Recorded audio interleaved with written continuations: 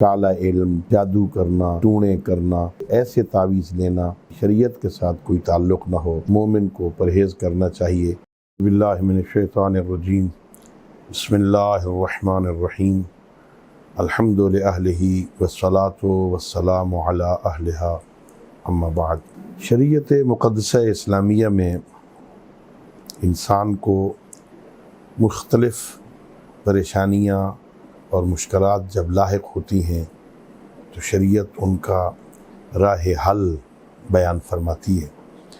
شریعت میں کوئی ایسی بات نہیں ہے کہ انسان مشکل میں آئے اور اس کا حل اس میں موجود نہ ہو۔ شریعت مکمل نظام زندگی ہے، کوئی ایسا زندگی کا پہلو نہیں ہے جس کے لیے شریعت میں حکم نہ ہو۔ ہمارے معاشرے میں لوگ آسان راستے کی طرف نکل پڑتے ہیں، چلو جی تعویذ لے لو اور تعویذ سے کام چلاؤ۔ کچھ تعویذات ایسے ہیں جو معصومین سے منقول ہیں۔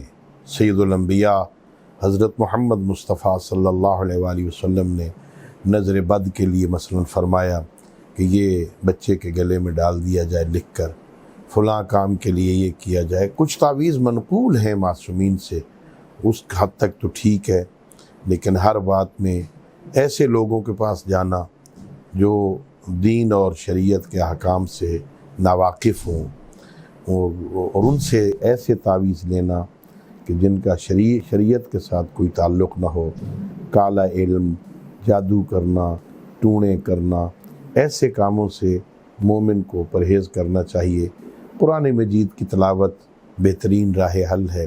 اپنے گھروں سے جنات شیاطین کو بھگانے کے لیے نقل ہے کہ گھر میں اذان دیا کریں، ظاہر نور قرآن بھی ہوگا، سجدوں کا نور بھی ہوگا، تو اس کالے علم سے اور تعویذوں سے نجات ملے گی۔ اللہ رب العزت ہم سب کو شریعت کے احکام پر عمل کرنے کی توفیق عطا فرمائے۔